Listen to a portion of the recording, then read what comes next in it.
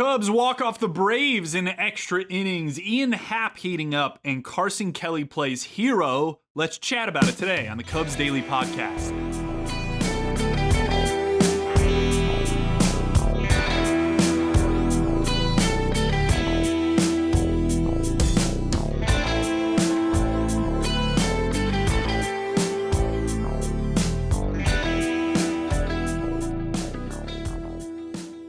Carson Kelly hits a 2-run home run in the bottom of the 8th inning to tie the game at 6 apiece, and then hits a first pitch laser to left field in the 10th with 2 outs and a man on third. Big game for the catcher, who's in the midst of the best offensive season of his career and a really strong defensive season as well. I think you could just say he's having the best season of his career, and he's been a fantastic addition for the Cubs staff from both a framing perspective and an offensive perspective. Unfortunately, not the best start today from Colin Ray. He was pulled after 4 innings, goes 4 innings, 5 hits, 3 earned, 3 walks, 3 strikeouts. Spencer Strider on the other side of the bump was decent in this one. Final line looks fine, but he just hasn't been as dominant as he was pre-internal brace surgery, which he got this offseason. Through 4 innings, he had 10 swings on his fastball, no whiffs, which is very unorthodox for Spencer Strider. Average pitcher is usually getting about 2 whiffs per 10 swings or so. The problem for the Cubs early in this game was that they weren't really productive the first 2 times through on those fastballs.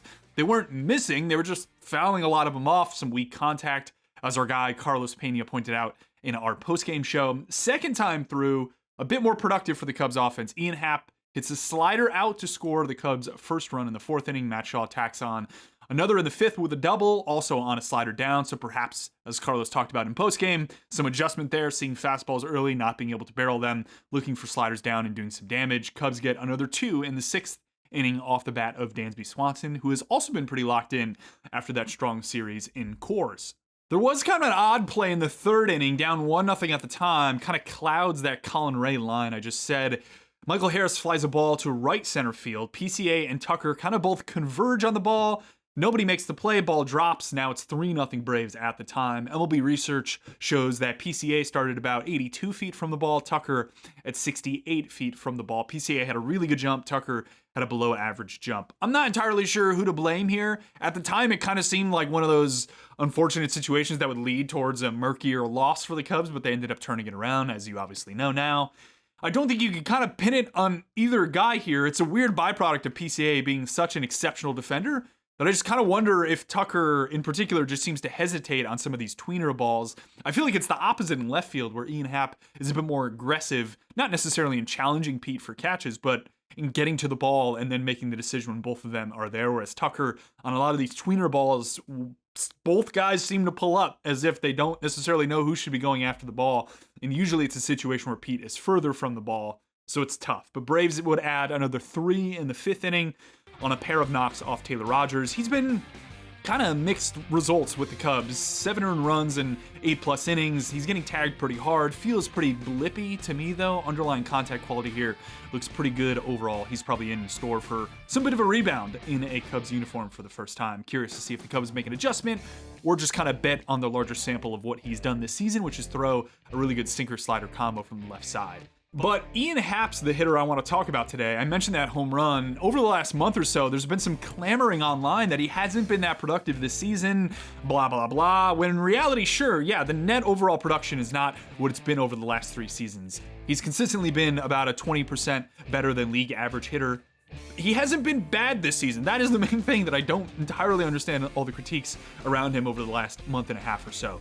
He's been about 10% better than the league average hitter, so slightly below his career mark, but still better than the majority of left fielders you run into in baseball. The big thing is his slug is dipped slightly. He's still going to get over 20 homers, though. He's around a 340 clip, which he usually hovers around basically every year, even as the league OBP starts to dip. The main thing is just his swing from the right side against left-handed pitching hasn't been as productive on paper compared to years past, particularly from a slugging percentage standpoint. So that's pulling down the overall net production that we talked about as being 10% above average as opposed to his normal 20% above average. But again, he's still pretty good from the left side of the plate.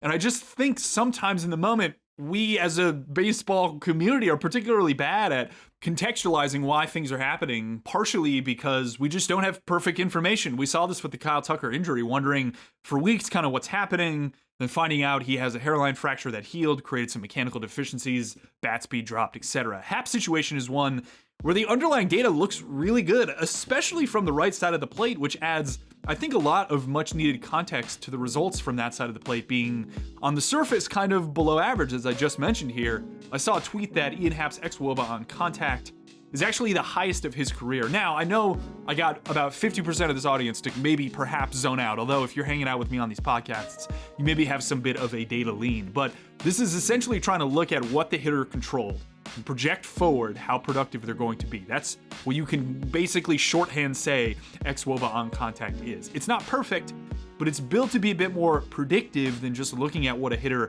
actually did from a slug standpoint and assuming that all of that batted ball luck kind of continues. That stat is essentially saying, hey, Ian Happ's swing decisions are good, his batted ball quality is similar to what he's done in the past, he's hitting things at the right angles, therefore the data doesn't really see a reason why he's been slightly less productive overall. Variance is a really weird thing baked into a lot of baseball results, and it takes a long time sometimes for things to even out. You could go 2 or 3 weeks being unlucky or lucky in baseball, and I think most people will think you're just bad, when in reality, you're probably just unlucky. You see 120 games and you think you kind of know what's up, when in reality, the expected stats are built to kind of check your priors. They're there to keep you grounded to some extent.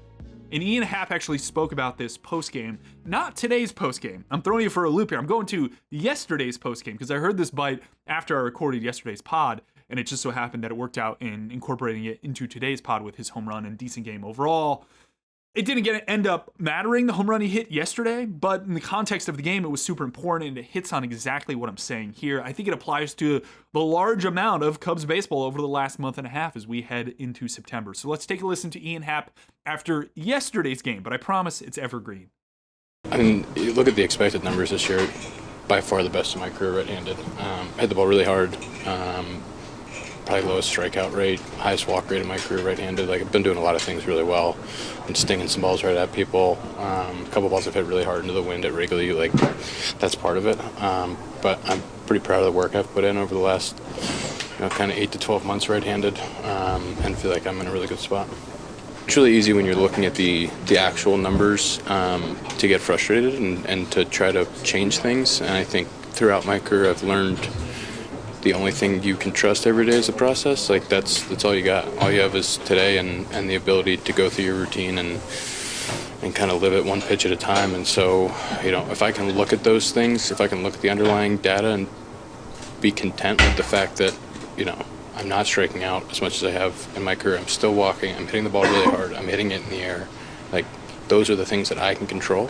And if I can be okay with that, I should show up over the course of 600, 700 at-bats. And I think that's the only way you can make it through this game without driving yourself completely mad. Sneaky, but that might be one of my favorite post-game bites of the season because I feel like a lot of hitters talk about expected numbers indirectly. And I think that kind of invalidates a lot of the analysis that tries to use these numbers to help kind of zoom us out. And I'm really happy that he specifically talked about them. He obviously looks at them and he obviously values them as a lot of teams internally from an analyst and modeling standpoint do. Most teams kind of have post-game reports for pitchers, for example, and a lot of the time that stuff is there to help them contextualize what they just did on the field, what was a good process, etc.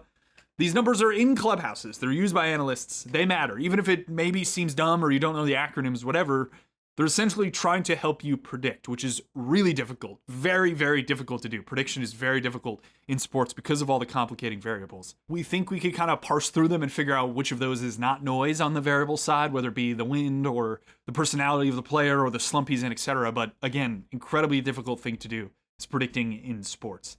Following up on some of the moves I talked about on yesterday's podcast, Aaron Civale threw today and looked kind of amazing here. 3 innings, 1 hit, 4 strikeouts. Pretty incredible, honestly.